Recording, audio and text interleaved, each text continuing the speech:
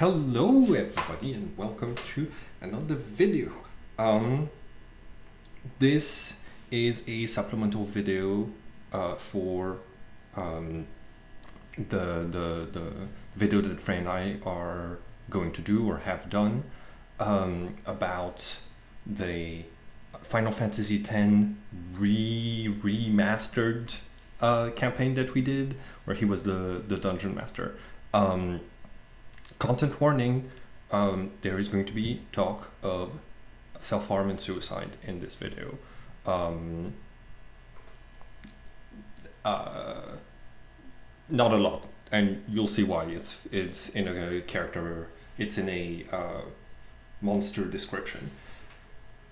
Today I felt that I needed to explain how the build works, because Anima is so complicated that it required its own entire video. Otherwise it would encroach on the video where we talked about the campaign, and I don't want to mix the two.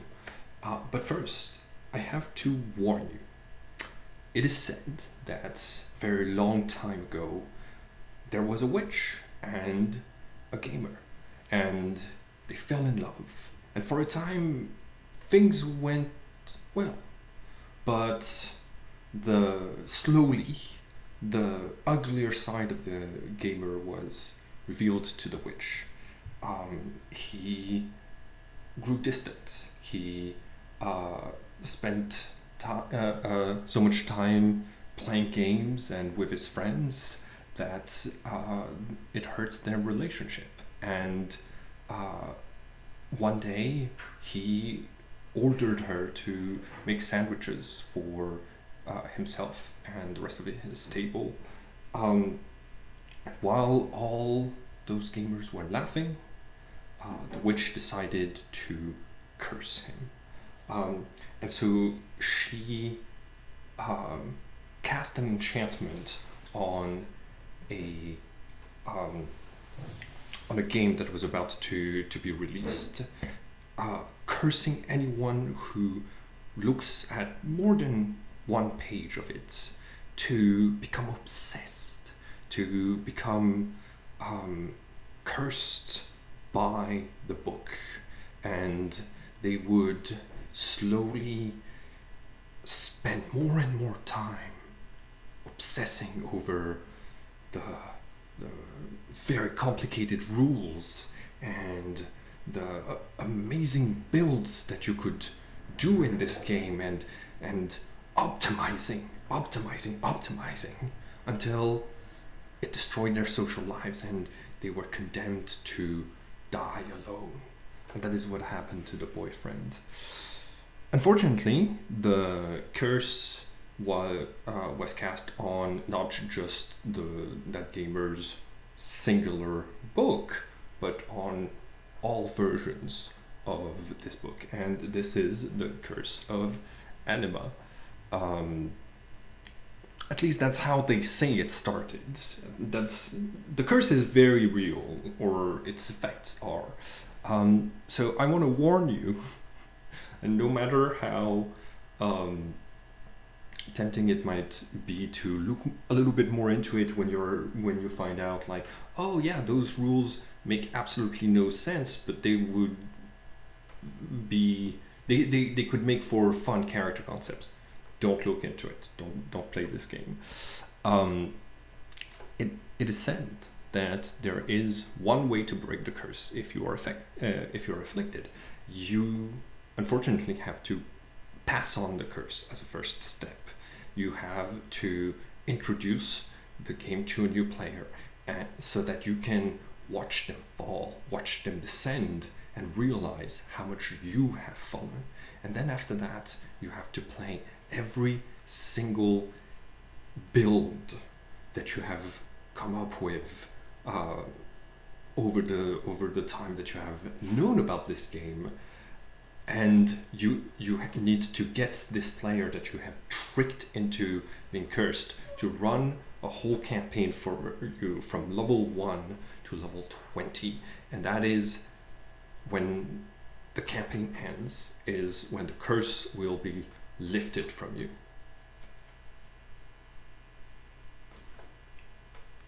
Be careful. So the whole campaign was based on like the idea that you never get to play summoners in Anima because they're too complicated.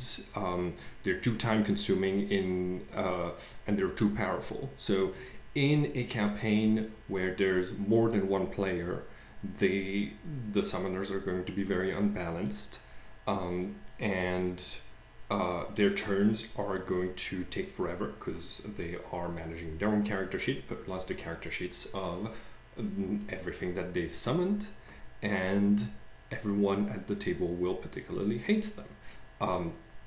But I wanted to break the curse, and I had a very good build for a summoner, and so I had to play it. And Frey was kind enough to offer to help me break the curse to play this build from level 1 to level 20, and that's what we did. So I was playing as Yuna from Final Fantasy X and Final Fantasy X-2. But with a few modifications. Her personality was changed to be like more confident, more assertive, and to have a plan from the get-go, trying to kill Sin without sacrificing her own life.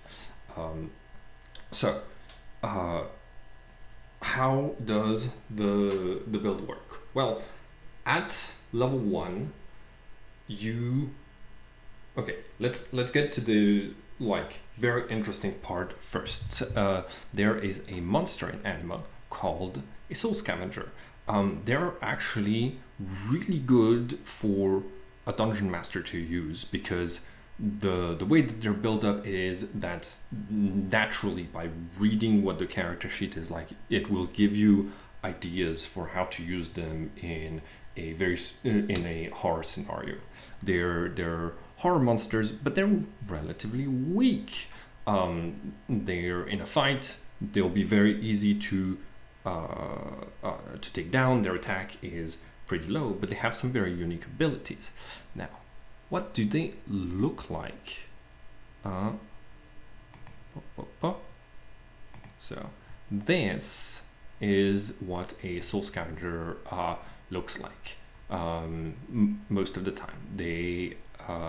I like the design.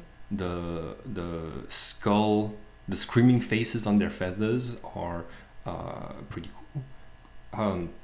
And the way that they work is that they're basically pests. When somebody dies and they leave behind soul fragments, the soul scavengers will feed off of that remaining energy. But the soul scavengers have a set of skills and powers that allows them to hasten the demise of humans, of their targets. So first off, they have the dark nest.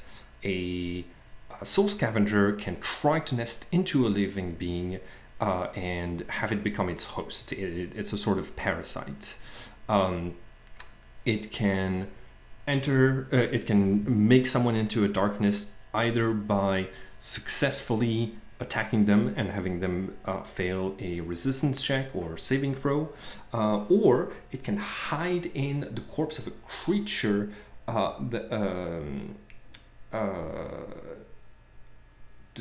does it need to kill? By waiting inside the dead body of its latest victim for someone to touch the corpse. So you just you just have to make a saving throw if you touch a corpse that has a soul scavenger in it. And then once they are once they're infecting someone, they are particularly hard to detect. Even if you're able to see ghosts, which is a rare ability in Anima, they are they only become visible under specific circumstances. The observer needs to be on the verge of death, and then they will see the soul scavenger on their host's shoulder, or at the 12th or during the 12 strokes of midnight. If you're looking in a mirror, you'll see the reflection of the soul scavenger perched on the victim's shoulders, and that's it. So that's like, you can see how that's very horror coded, and like a whole scenario around those creatures infesting a town. Like they would be hard to detect, and they would be very creepy.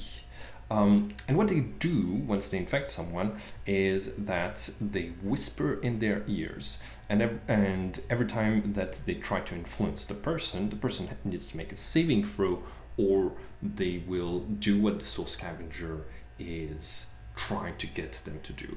The saving throw is relatively low, but they get to try it an unlimited number of times. So it's very easy for the dungeon master to abuse. And they will try to get this person to harm themselves, or to get into an accident, or to kill themselves, and so that they can feed on them once they're dead.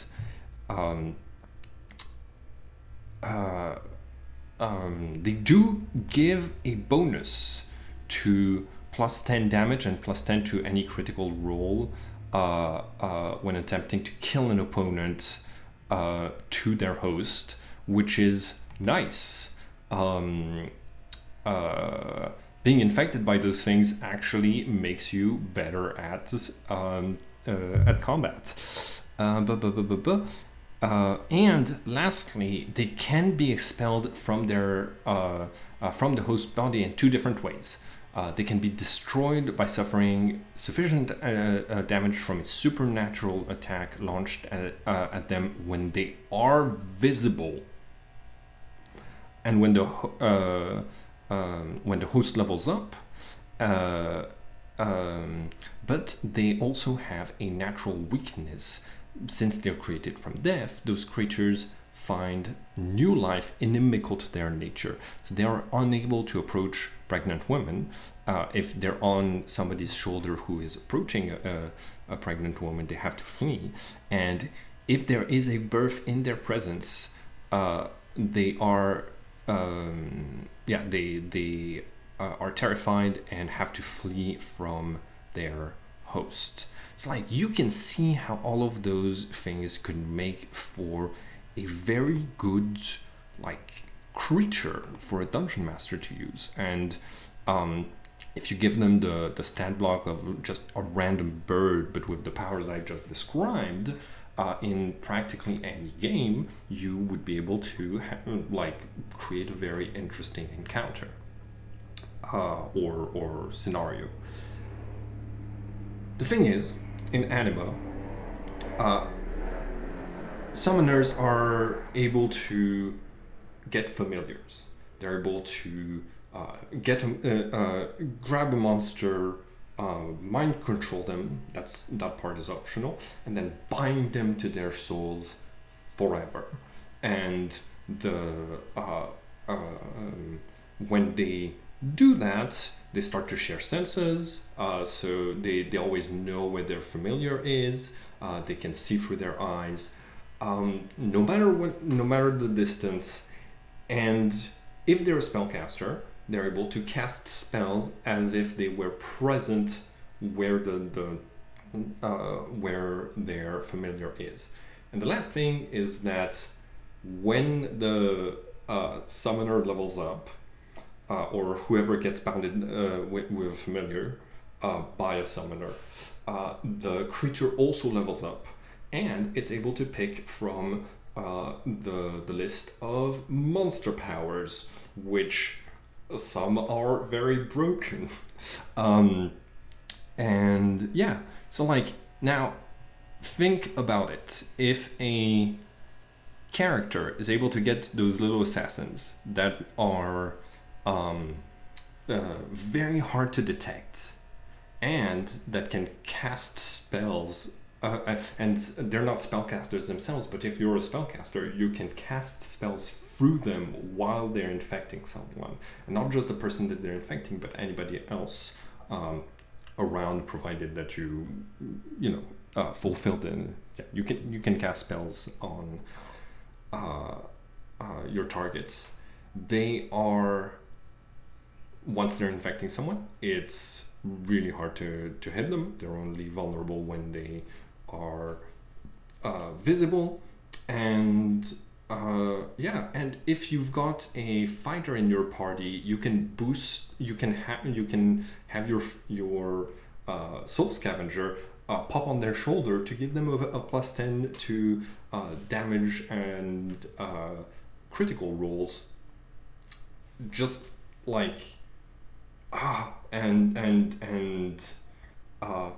lastly, the fact that the soul scavengers don't have a limit on how often they can whisper into the ears of their host to try to make them do things is really broken. Because eventually the person who's making the saving throws is going to fail. And so, as familiars, those things are overpowered. So, the rules of Anima say that you can only have a single familiar, which is great. But the rules of Anima also give you the option to take an advantage that doesn't limit the number of familiars that you have. So the whole idea for my build was you make a summoner that at level 1 makes a pact with 6 of those things, and as you level up, you are able to get you're able to get like a lot of busted monster powers. And the thing is, at level 1, if you need to really optimize your build to be able to pull it off successfully. As Yuna, I had to do 6 months worth of rituals and be lucky on the dice to be able to get myself 6 familiars. I needed to optimize my binding stat to be able to successfully bind them as familiars, and then I didn't have enough points to mind control them, so I had to boost my persuasion stat instead to persuade them. And one of the good things about soul scavengers is that if they are to whisper in your ears to mind control you, it means they understand human speech. So they're a monster that you can negotiate with from the get-go. And basically Yuna was like, hey, you feed on death. I'm gonna be going around killing a lot of fiends. I've got a feast for you, and also you're going to become more powerful every time that I become more powerful. So this is a win-win for you. You just need to, stick around for a month while I pull my magic, and then we're all set to go. And it worked. I rolled really well. But because I had optimized my character so much for specifically the purpose of making those pacts successfully at level 1, Yuna was very weak. No attack, no defense, and those things are not good in combat. So at level 1, Frey ran a combat against a plant monster, and despite the fact that there were 7 of us, 6 familiars and 1 human, it ended in a tie because the thing successfully put me to sleep while my soul scavengers were chipping away at its health. But when I hit level 2, that's when shit really hits the fan. There's a monster power in Anima called Second Form, I think that's what it's called. And that allows you to, as a monster, it basically gives you a second phase, like a boss fight that has a second phase. It gives you a second health bar, it gives you a second mana pool, it gives you a second key pool, and very importantly, it gives you a brand new character sheet that you can build from the ground up any way that you want, within certain restrictions. And so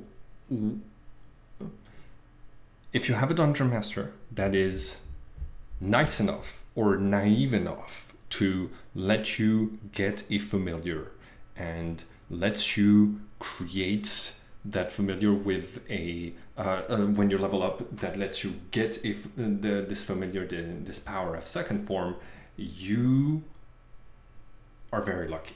And Frey was kind enough to let me do this. I warned him that he was stepping into very unbalanced territory, and the whole campaign was very difficult to balance overall. And so as soon as I hit level 2, I created they got their second forms, and those were all wizard psychics. So I actually had, because I had so many of them, I had access to every school of magic, and I had access to all 6 of the most powerful psychic disciplines. Telepathy, that has cool mind control; teleportation, that allows you to get out of practically any fight or send your enemies into the stratosphere. Emotion control allows you to take away the senses of your enemies. What does that have to do with emotions? Don't ask questions about Anima.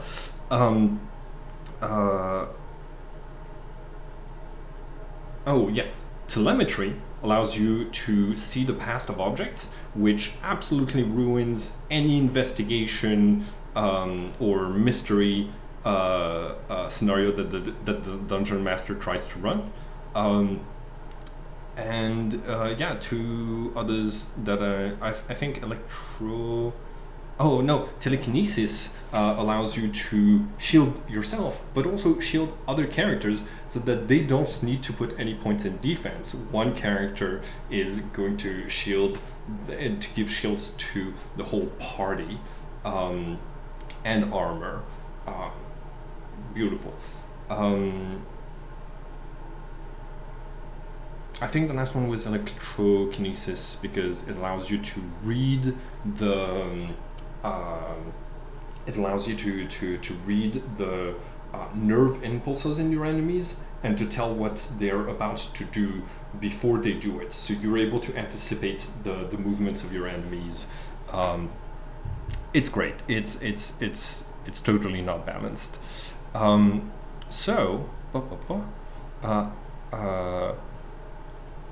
Instead of the typical look of the Soul Scavengers, Frey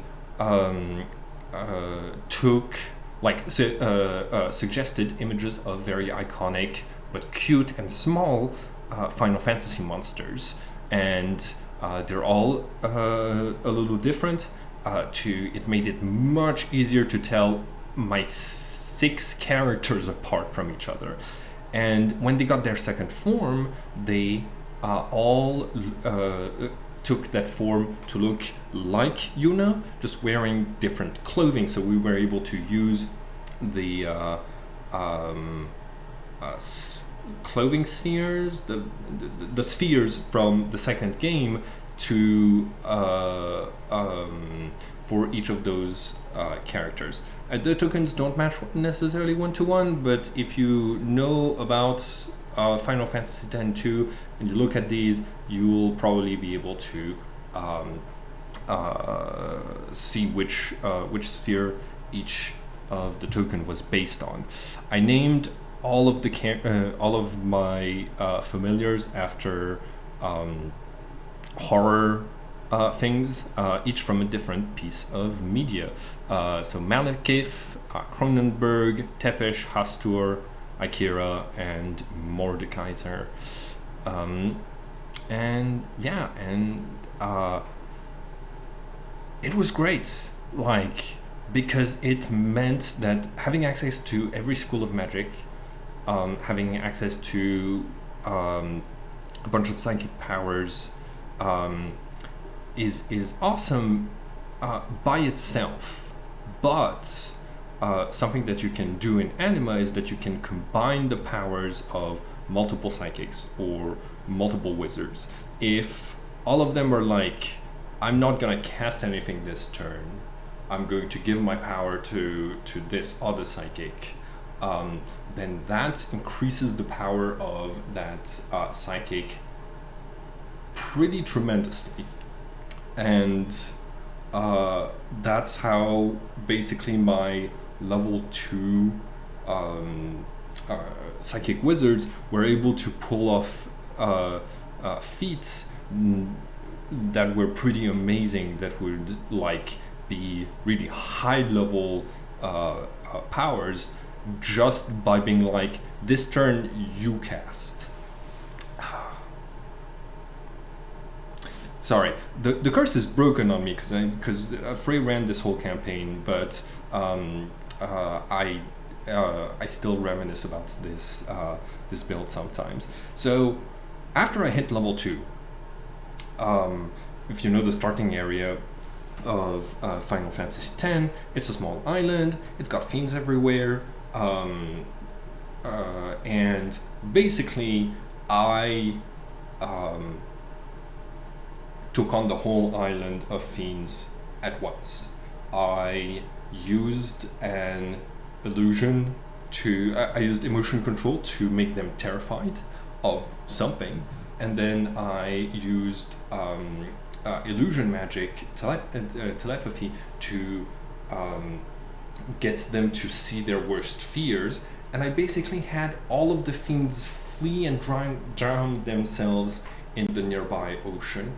And I went from losing a fight against a level 0 plant monster to fighting every fiend on the island at the same time and winning relatively quickly. They did not land a single hit. It was great. But then it gets better. Now you might be thinking, like, it gets better as I leveled up. I was able to pick more and more options among the wide varieties of ways that you can break the game in Anima.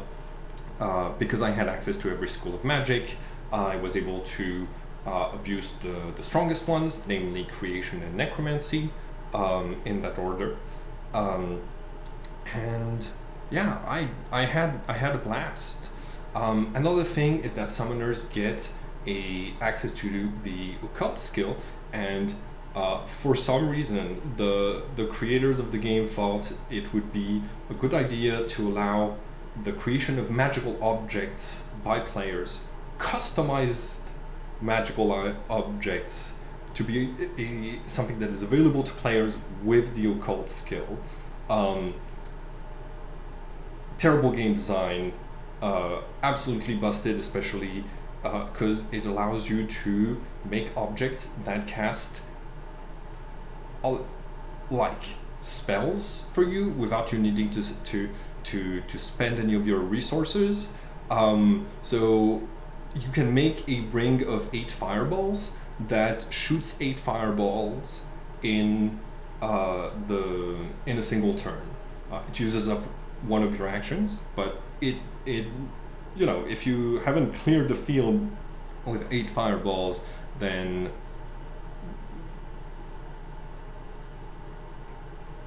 maybe you made a mistake and you're fighting a fire immune monster. But those don't come along every day. So you might be thinking, looking at this, damn, that seems really complicated. The magic systems in Anima, there's 4 of them, and they each use different mechanics, meaning that they work in different ways. Like you've got magic, you've got psychic powers, you've got ki, and you've got summoning. The magic has a lot of variety of what you can do with spells. You need to accumulate magic at the speed of your magic accumulation to be able to cast spells, and it's one of the most utilitarian and wide variety of gives you a wide variety of stuff that you can do, but you regenerate your magic at a very slow rate over the course of days. And familiars don't even get their own magic regeneration. They have to take mana out of the magic regeneration of the person they're bound to, of the summoner, which means that like if so like the summoner gets less mana back every day because they are giving that mana to their familiars on top of a daily cost just for having a familiar. So part of my build had to be specifically, I need to be really good at magic accumulation. I need to be able to like not just regenerate my own pool of magic, because summoning spells for some reason use the same resource as spells, but I had to supplement all of my familiars.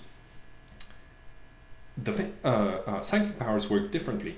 You don't need resources to use psychic powers. They work like spells. There's a lot less of them, so there's less variety in what you can do. But the fact that you can cast them in a way that is unlimited is very good. So like if so like you're able to like cast things way more often than a wizard would. The drawback is that if you roll poorly on your psychic powers, it starts to drain you of your psychic resource, and then it starts to, once you run out, it starts to drain you of fatigue points, and then it starts to drain you of your health. And the worse you roll, the more the psychic backlash is going to hurt. So you can kill your character by rolling too poorly. So you want bonuses from a lot of things. Luckily, being able to network all of your psychics allows you to mitigate that risk greatly. Yeah, that's so like, how the fuck was I running 7 characters? And because all of my familiars had 2 different forms, they had 2 different character sheets, with independent mana pools, with independent health pools and stuff like this. So running this required like I was on Roll20 and I was keeping track of all of this, and then we got to a point in the campaign where I couldn't keep track of the mana costs anymore. So Frey had to make a Excel spreadsheet to keep track of every one of my familiars, like mana pools, how much they had accumulated this turn and in previous turns. And there was a spell called Gluttony that allows you to basically whenever somebody casts a spell near you, you siphon a little bit of that magic and bring it back into your own mana pool. So calculating every time that somebody spent mana, the percentage that each of my nearby familiars was getting their mana back, you need an Excel spreadsheet at that point. It's the more spells that I got, the more I leveled up, the more complicated it got, to the point where at level 4 I begged Frey to kill as many of my familiars as he could manage, to make things simpler for us to move forward in the campaign, because the fights were taking way too long. Even though I have experience as a dungeon master, like running multiple character sheets, running a lot of variables in a combat, I was able to think on my feet, and I know the Anima system really well, so I was able to make very quick decisions. The thing is, when you're a dungeon master and you're running multiple character sheets, you are at liberty to fudge things a little bit. If you're doing the math in your head really quickly and you're like, I'm not sure if I'm doing 45 points of damage or 55 points of damage, you can just decide that you did one of those things. It's like when you are trying to keep the flow of the game running, it might be more important to make those decisions quickly, even if it means that you did the math wrong. Then it would be to take out your calculator and do the math while the other players are not doing anything or planning for their own turns. The thing is, when you can do that as a dungeon master, you can't really do that as a player, because you, as a player, you have to follow those rules. In like, you don't have the creative license and the storytelling liberties to fudge the numbers, give your monsters a little bit more or a little bit less health points.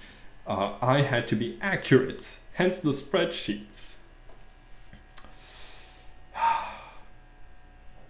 And on top of that, I was making magical objects. Magical objects that were boosting my already pretty good stats.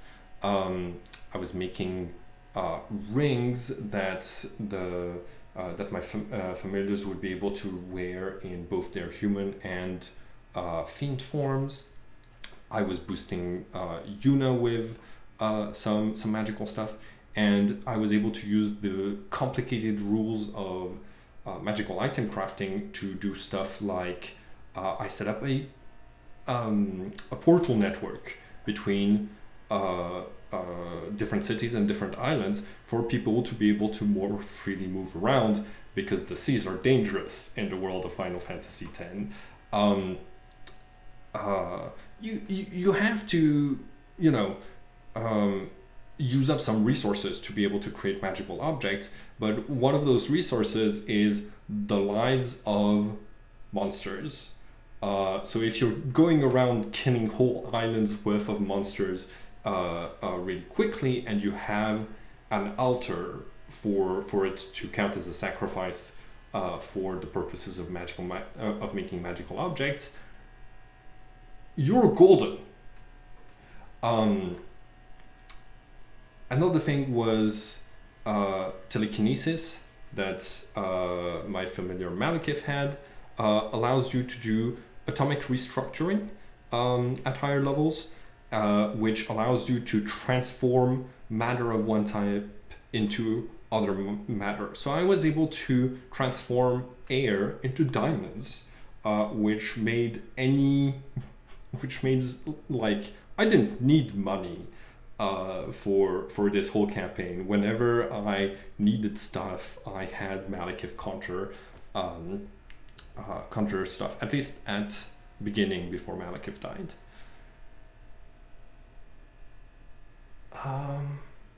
Yeah. And meanwhile, Yuna went from I've optimized my build to be able to just get the familiars to I'm starting to get powers as a summoner, which is the most busted class. So as mentioned before, it uses this. Summoners use the same resource. They use the same mana pool as wizards do for casting magic. The way that it works differently is you don't need to accumulate your magic at all as a summoner. If you roll high enough, you can cast your spells instantly, and but those spells consume way more mana. And again, it's a pool that my magic regeneration was a pool that I was sharing with all of my familiars that were also spellcasters. So very quickly I had to rely on a magic item called the Soul of Magic, the Ring of Magic Drain, to drain the mana pools of other monsters. And everything that has that is alive in Anima has a mana pool, even if they're not spellcasters, because summoners aren't spellcasters. They're just regular people that have learned to use the one of the innate resources that they have. They don't. Oh man, you need an advantage to be a spellcaster and to be a psychic users, but not to be a summoner for some reason. So Yuna was getting some of those abilities. They're very powerful spells. I was also getting the ability to summon creatures. No, actually, I didn't.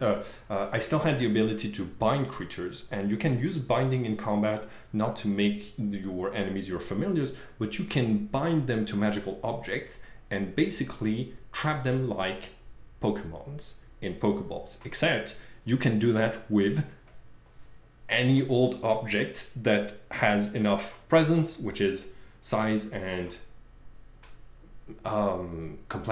quality. As long as it has enough presence to hold the presence of the monster, you've just Pokeballed them into a thing until somebody breaks the object and releases the monster. On top of that, I didn't have any points in banishment. It's a summoner skill that allows you to get rid of a monster by basically sending it back to its plane of origin. Now, not having points in banishment can actually be a really good strategy for a last resort, I'm about to die type of thing. What happens when you roll terribly on summoning rolls is that you get unintended consequences that are the opposite of what you were trying to do. If you fudge completely a summoning roll, you get summoned into the presence of a very powerful monster, and it drains all of your mana. So you are essentially like fucked, dead, or imprisoned. If you fail at control really, really bad, the creature you were trying to mind control starts to mind control you, and you can't break out of it. So which can be extremely funny. And I didn't have any points in control because, again, I had decided to persuade my familiars into becoming my familiars. So I wasn't actually in control of them. They didn't have to do what I said. I was just very persuasive, and I fed them, and I give them new powers. So they were like, yeah, we'll keep going with this. If you fail at binding, the I can't remember what happens. All of your magic drains away, and the creature that we're trying to bind becomes immune to all forms of to all summoning skills, which means if you were already controlling them, no, you're not. They're free to attack you now. But if you fail in banishment, what happens is that you instead summon a horde, a legion is the specific text. It doesn't give you an exact number. A legion of the same type of monster you were trying to banish, and stronger versions of that monster. So we used the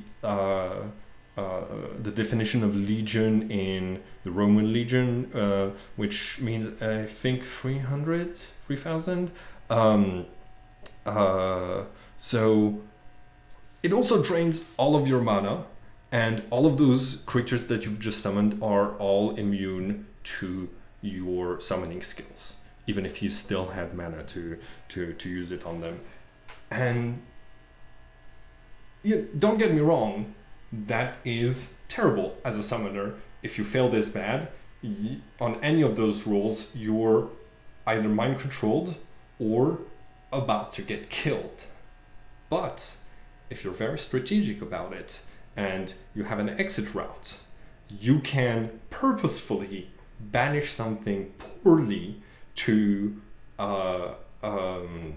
summon a lot of versions of it, and basically fill the battlefield with confused monsters that just got ripped from whatever they were doing and are now in the physical world and might not be happy, but also they can't necessarily tell which human just fucked up their banishment and summoned all of them. And so they might attack anything indiscriminately.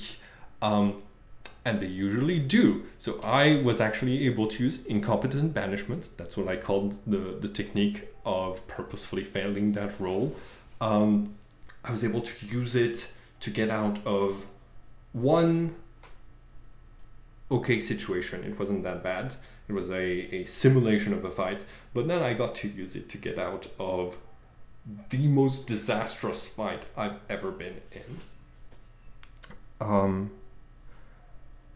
And yeah, so you can see here, I had this little folder. My build was so complicated that I have pages and pages of notes, ideas, and plans for how to level up all 7 of my characters, some of which had 2 character sheets to level up in a game system that is already really complicated.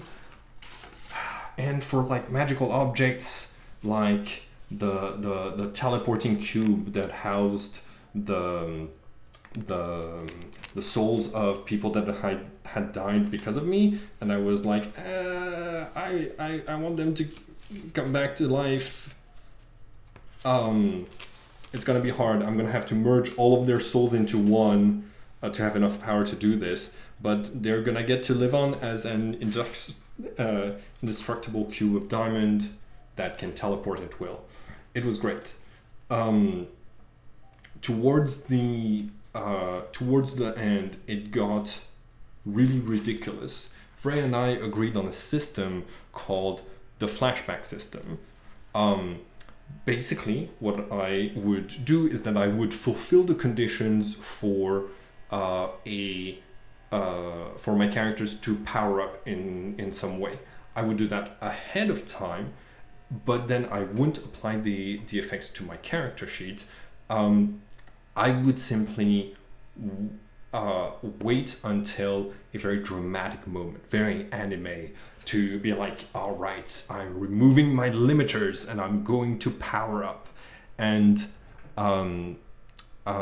there's ways to do this without leveling up. simply by casting certain spells or using certain magical objects or things like this. I had, what was it? 3 flashbacks? Huh. No. There was a 4th one. It just didn't make it on this list right here. So,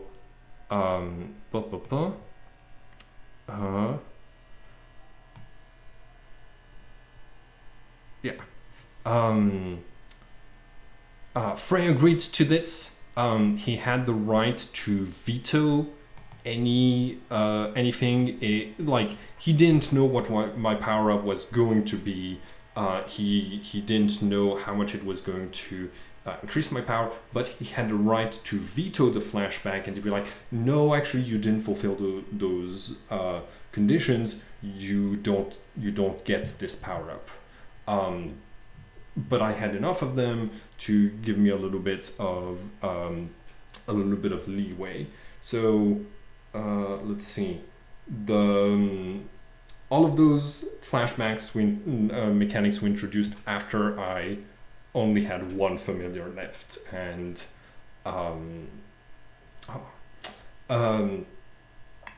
so the first one, if I remember correctly, I used creation magic to make myself a monster body that was shape-shifting, and that was Godzilla-sized.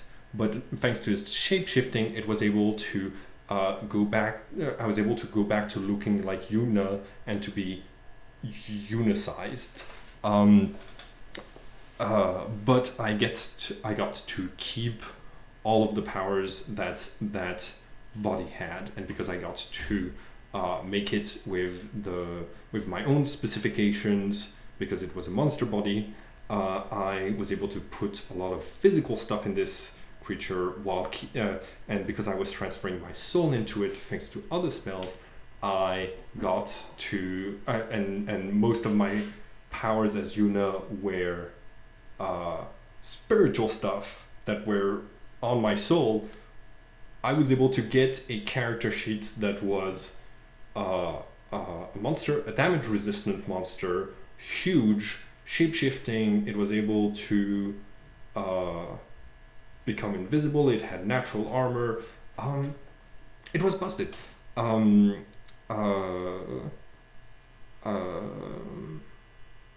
Yeah. Another thing that I did late game, if there's a combination of spells that allows you to become a god, it allows you to raise your gnosis, which is your level of divinity, by a lot. It's called Lord of Dream or Lord of Nightmare, depending on whether you're using light or darkness magic. The thing is, it only works in dream space. It only works in the dimension of in Anima, it's called the Wake. It's where spirits are born and reside most of the time. And because so many mechanics in Anima relied on this thing existing, and because Final Fantasy X had a very similar concept with the far plane, we just had the far plane count as the Wake for the purposes of spells. So I could only transform like this and get this huge power up. Getting high gnosis allows you to cast high magic and divine magic that are most of the time restricted to players because your gnosis isn't supposed to change. What I did was basically, you remember I said I had a portal network? So I created a portal that was teeny tiny, that was ring shaped, and that allowed me to, when I put my finger into it, the finger popped out on another ring somewhere else, and I had, but that somewhere else had to be in the same dimension.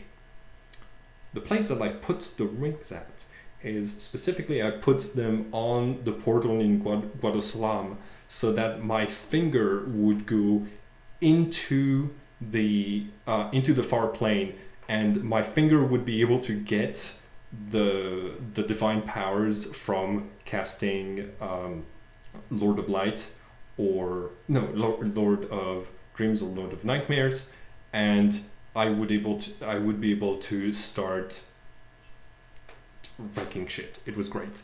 You can find out how I use those power-ups by watching the next video on the channel, where we talk about this in details. The third flashback power-up that I had was something called the Spell Shooters. The Spell Shooters are basically a very complicated contraption, a magical item that required, oh man, it was so complicated. But basically what it did was that by a chain reaction of creating creatures inside of it that would use their actions to create more creatures that would do the same thing again, the last generation of creatures would have enough actions to use the spellcasting abilities of this magical item to cast every every spell that buffs someone in the game. Every single I basically, by turning those things on while the spell shooter was aimed at me, I was able to get every single magical buff at once, which, because they come in such a variety of forms, and because they are and because Anima is very complicated, was, oh man, I needed a different character sheet for each of those power-ups, so that when I activated the power-up, I was ready to go with a whole new set of stats, because almost everything on the character sheet changed every time that I used one of those flashbacks. The spell shooters, once again, I made a little magic ring that allowed me to be present where to have a finger present where the spell shooters were, because they were heavy machinery, they were fragile, and I didn't want to bring them on the battlefield, but I wanted one of my fingers to be reachable for all of those spells to be cast on them. I had to get NPCs to be ready to shoot at my finger whenever I give the signal. It was very complicated, but getting every single buff spell in the game cast at you at once is great. I'm not gonna make the list, but I can show you. Let's see. For anybody who is already for anybody who already knows about Anima, you'll be able to make sense of it.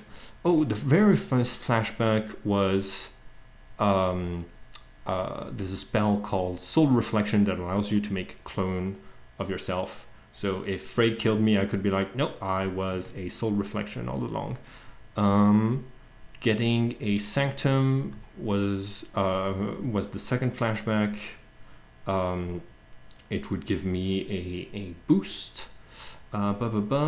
Free the spell shooters. So I was getting a +8 thanks to all of the spells that I was casting on myself were being reinforced by a different spell that increased by I think 20% the any numbers from spells that you were casting. So I was getting a +102 to all actions, a +580 to initiative, plus 330 to all resistances. This is the whole list of this is the whole list of bonuses that I was getting to speed, defense, critical hits, vitality, power. Look how many effects I was getting every time that it was great. The third, the Gnosis bonuses got me these powers. One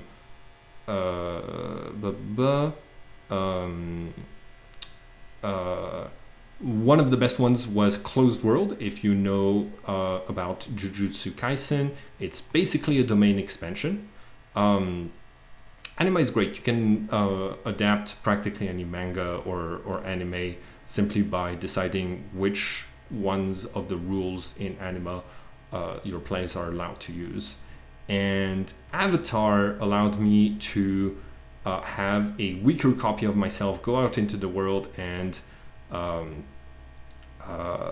exist and just do stuff and pretend to be me. And Walk Between Worlds allowed me to move from one dimension to the other. It was great. I also had made some very, very... Look, this is the list of the magical items that I was wearing and the bonuses that they were giving me. If you're an anime nerd, you might be able to read all of this and understand all of this garbage, but and my rings were able to cast some spells as many times as I wanted. Not as many times as I wanted per turn, but still. And then I even made magical items for the NPCs that I was helping, but that's not part of my build, so that's not part of what this video is about. The last flashback that basically finished my build. So I only used those flashbacks when I was losing a fight pretty bad and I needed to power up, because balancing at that point in the campaign was so hard, so complicated for Frey, that he had to throw everything he could at me. The strongest builds that he could come up with. He was basically making stats arbitrarily huge to give me challenges during the fights. But doing so meant that he didn't necessarily have the control to make the fights balanced in a way where I would survive necessarily. So the flashback mechanic allowed us to mitigate that by oh, it looks like my character's about to die. Because balancing is so hard, I'm going to remove the limiters on myself, and I'm going to reveal my true power that I had all along, but I was holding back. The final one is simply a use of necromancy and summoning. There's a spell in necromancy that is completely busted. Oh shit, I forgot. Creation magic allows you to create monsters from scratch to your exact specifications. So I was able to make monsters that were specifically just for defending me or specifically just for attacking as many times as possible. Or to do some very, very specific things. I had the bubble defender that was just a living shield to protect me with so much HP and multiple forms. So basically a bunch of different life pools as if it was a boss with different things, with different stages. I had the Swords Monster, Swords Master, Swords Monster, that was supposed to do a ton of attacks, and I was even able to relatively quickly improvise monsters, like create monsters on the fly for some very specific circumstances. Like one time I needed to steal something. It was very important that I steal something from someone, and they were right in front of me, and Yuna had no skill in stealing. So I created a monster that was a very thin piece of string that was able to move itself, and that basically like went towards the character, slipped inside of the character's robes, got in around their hand, and was almost able to steal a ring off of this person's fingers, but it was only a 3 in a million chances that I would roll poorly enough and that he would roll highly enough that I would fail. And oh man, I felt it was so spectacular that it actually happened. But my luck as a dungeon master and as a player is terrible, which is why I have to rely on very good builds a lot of the time. But in the end, it turned out fine, because me failing that roll gave Frey the opportunity to kill 5 of my 6 familiars and simplify combat hugely. Back to the final flashback. I was just explaining why creation magic was considered the best school of magic in a lot of circumstances. But there is a single necromancy spell that mitigates all of that. That spell is Drain Souls. It allows you to drain the soul of a creature, and after that, for a limited amount of time, for just a couple of days, it raises your presence. So presence is tied to levels. So every time that you level up, you get 100 development points to spend on skills.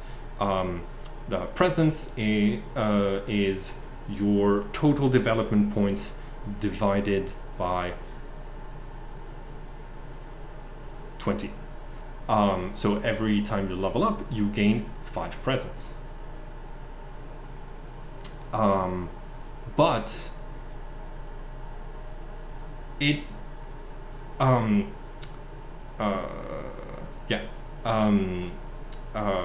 but it goes the other way, kind of. You whenever you raise your presence through other means, you count as having leveled up. It doesn't give you the extra development points that you would be getting, because when you drain souls, the effect is you get those development points, but you can only spend them on monster powers, and there's only so many monster powers that you can get before you've got all of the good ones. But it raises your presence and it levels you up, and there's other bonuses that you get for leveling up. Each class gives you +5 or +10 to certain skills, to certain +5 to attack, very common among warriors. Summoners get +5 in summoning, banishing, controlling, and binding. And what the creators of the game didn't take into account when they created Soul Drain is that they also created magical items that would allow you to cast Soul Drain without like a high number of times per day without spending your own mana pool. So what I did towards the end is that I used Incompetent Banishment to get a legion of creatures. I think it was 300 creatures, and I used the my power of Soul Drain to drain their souls. It gave every time that I did this, it gave me some development points to put into monster powers. I'd already gotten all of the monster powers, but I was getting but every time I raised my presence by 5, I also got a +5 to all of my summoning stats. And summoning 300 creatures and draining all of their souls actually, thanks to the way the spell worked, gave me 300 levels. Now, since I wasn't getting all of those development points, I like wasn't getting most of the benefits of leveling up like this, but at the same time I was getting +5 to my very important skills every time that I leveled up. And so what happened with the final flashback is that I was able to say, okay, Yuna just got killed, but this wasn't really Yuna. This was the avatar of the real Yuna, and Yuna steps out from a portal, and I had gone from level 7, level 9, something like this, to level 307 or 309, and I there was no way anybody could beat me in a fight unless if they were using exactly the same strategy. And after that happened, we went into cinematic mode for every single combat, where I described how I defeated the enemies, because we didn't need to roll anymore. I would just win, and that's how I broke the curse of Anima. Now, did I get into all of the details for my build? No. You can you get restrictions on how much you can spend in every field. So once I had put as many points into summoning as I could, I was like, well, what am I gonna spend the rest on? I started developing martial knowledge and techniques that are things that a key technician usually focuses on. It's a totally different class, and I just started spending points on getting some extra powers from that side. Elon is blessings of the gods that you get for doing specific things. Frey was giving me some Elon points whenever I was fulfilling those conditions, like setting new world records, or and I was doing that pretty often. This build was very complicated, very fun to run, and it allowed me to try every single build that I had ever come up with for Anima, every single way that you can optimize a build, because I had so many character sheets, I had so many things going on, I had access to so many spells. It just allowed me to do everything until the game was so broken that we stopped rolling the dice. And I think that's when I was like, oh man, this was so much, but I've done everything that I've ever wanted to do with Anima as a player, and the curse was lifted. I was able to look at those books and say, wow, I've done it. I don't ever want to play this extremely complicated game that requires a calculator to play ever again. And I was free.